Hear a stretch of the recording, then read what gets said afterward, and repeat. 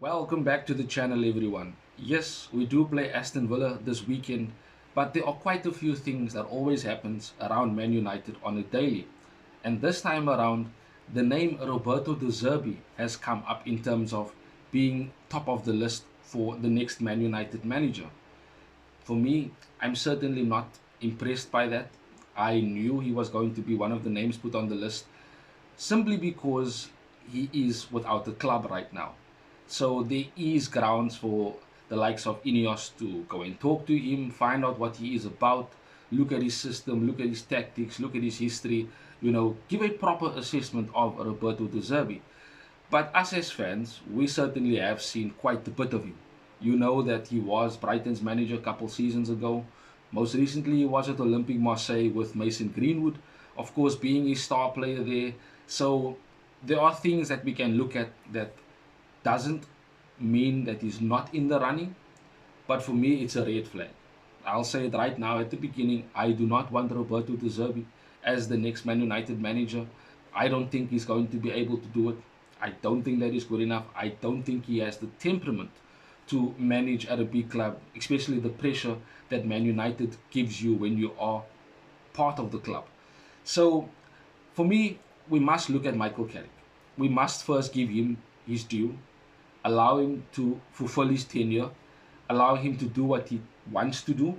We need to look to back him in terms of what he wants to change right now, because Ineos do need to make a decision.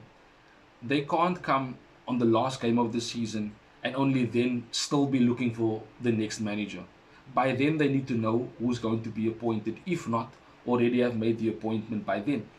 And the reason why that is because we need to know who the next manager is early enough so that we can look at bringing in the players that he needs and requires. It's all good and well looking to replace certain players, make transfers for the team, for the club, but you also need to make transfers and signings that is needed for the coach, that is needed for the manager and how he wants to play. And knowing Roberto De Zerbi, he certainly will have his own list of players in his head. The same goes for Michael Carrick and any other manager out there that feels that they can take on the United job. But it is Ineos, Sir Jim, it is Jason Wilcox, Omar Barada, Christopher Vivel. These are the guys that are in the forefront of looking at who's going to be the next manager. They tried to keep Ten Hag on, and that was Dan Ashworth. In terms of how they reported it, it was his decision. And 3 months in, we started losing games, and Ineos thought, nope, he's not the guy, and they sacked him and then brought in Ruben Amorim. They thought that because Ed Woodward and Matt Judge were the ones who brought in Ten Hag, that wasn't necessarily their guy. They only kept him on because we won the FA Cup and they felt that he deserved the time. I think us as fans also thought the same thing. But of course, there was always the possibility of Ineos bringing in their own guy, and that is what they did with Ruben Amorim. They gave him the choice of coming in now or coming in later. Basically, they gave him the ultimatum and he decided to come in now. And yes, Amorim had good moments. He did do good things for the team, for the club. But ultimately, the game is about results. The game is about being at the top of the table, being at the latter stages of competitions in order to win those trophies. That is what football is about. And a team like United that has come through winning everything under Sir Alex, we certainly know where our standards are and where we need to be. And under Ruben Amorim, that wasn't looking like it was going to be the case, especially for Ineos. And that is why they decided to sack him. And of course, we know the comments that he made in his last press conference. That itself harmed him even further in terms of losing his job. But since Michael Carrick came in, we've done well. We've won 6 games out of 8. And we've been on quite a few good runs. And the loss to Newcastle, I mean, there's a lot of emphasis put on it because it is Michael Carrick's first loss. We were struggling in that game. We were lacking creativity. There was a lack of depth in terms of the squad and what Michael Carrick could do in terms of trying to change the game from the players on the bench. These are all the factors that encapsulated our loss to Newcastle. And there were people that were going to gun Michael Carrick. The likes of Paul Scholes came out and said that he's probably not the guy. There was controversy around that. You have the likes of Gary Neville also coming out saying that maybe he just isn't good enough. There are people, and there are certainly United fans as well, that don't want Michael Carrick to get the job, that was waiting for him to get his first loss so that they can say he's not good enough, so that they can look at all of the bad things that he did and completely use that as their argument basis. However, you must look at the good that he did. You must look at how he performed against the likes of City and Arsenal. You must look at the character that he's shown, the way we fight, the way we don't concede goals as easily as we used to, especially under Ruben Amorim. We have changed the way we play. It is better right now. But Ineos must decide early enough who's going to be their main man. Because if they don't go with Michael Carrick, they need to know beforehand who's going to be the guy so that they can get the right signings in.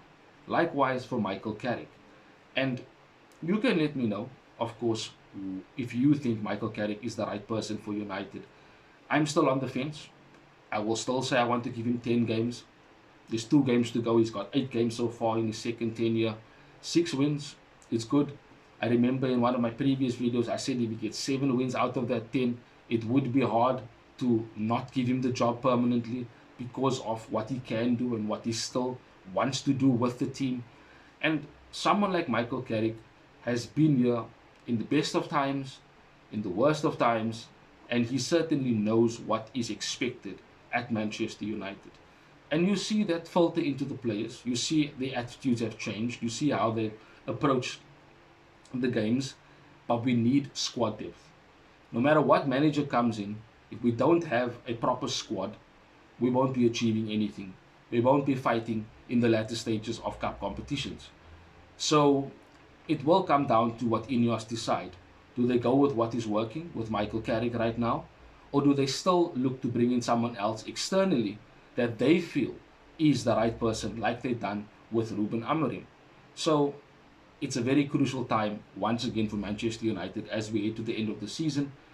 But I'm sure as the season draws to its close, we'll have more and more clarity on exactly where we are going as a club and who the next permanent Man United manager will be.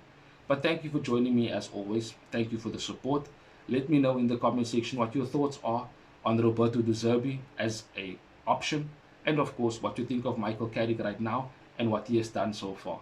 Have a wonderful day further till we see each other again in the next one. Bye bye, Red Devils. Thanks for watching. If you want more content on Manchester United, like, share and subscribe.